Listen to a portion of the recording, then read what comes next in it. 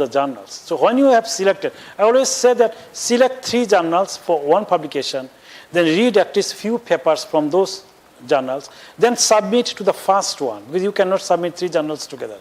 If first one don't accept, submit to the second one. Read their papers and restructure your article accordingly and resubmit. And this is the way you must move on. So selecting a suitable, the likelihood of manuscript acceptance.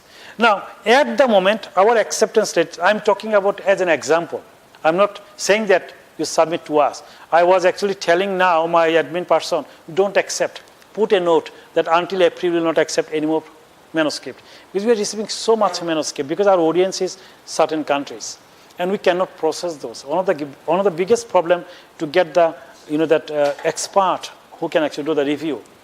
That you look at the journals, the most of the journals will tell you what percentage of paper are accepted. Like at the moment we are accepting 25%, just above 25%. Means around 75% papers are rejected.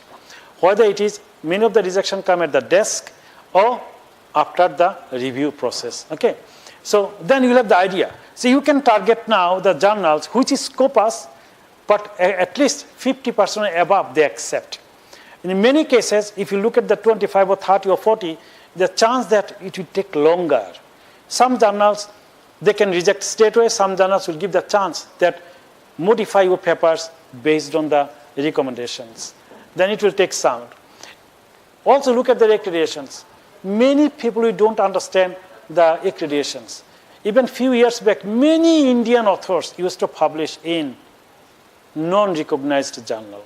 Now someone asks today that which are the accreditation. Now you have the list of accreditation. First accreditation is the Thomson-Reuters. Now when we ask the impact factor, actually impact factor is generated. Now maybe you don't understand, some of you may not understand the impact factor, I'll explain later stage. So Thomson-Reuters is the number 1, but they have only few journals worldwide.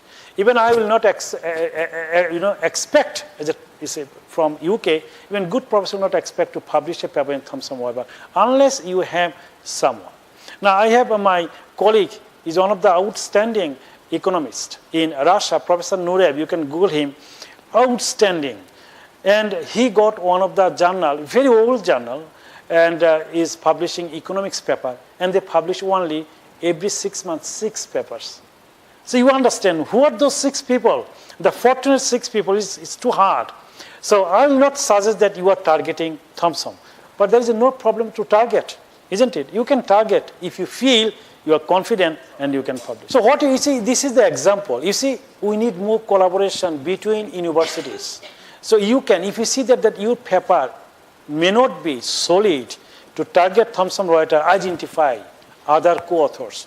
Because some universities they have, we also have the bias, although we don't see the names. When I send a paper to the reviewers, your name are removed.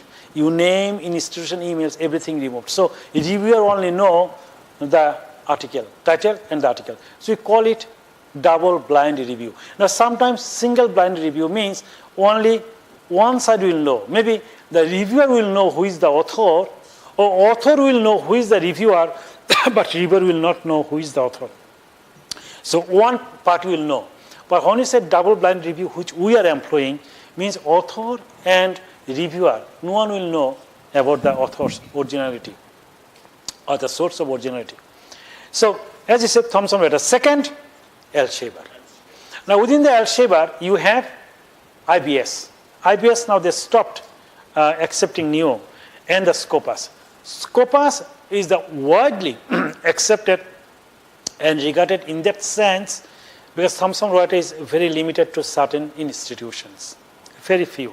So Scopus is widely accepted worldwide. Means worldwide universities and the government only focus on Scopus, except country like Bangladesh. No government is thinking, no UGC is thinking, no university is making it mandatory. And this is the time university must make it mandatory. One is the international accreditations. Second one is the regional accreditations that is done based on the request of each individual country. For example, South Africa. South African government initiated by themselves to have their own country ranking list, journal list. So that is called DHET, DHET, Department of Higher Education and Training.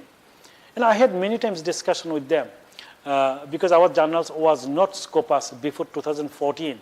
They said we will not recognize. So DAHET will recognize two types of journals. Those journals are listed by only 4: IBS, Web of Science, which is part of the Thomson Reuters, Scopus, and ABDC. So these 4, if any journals listed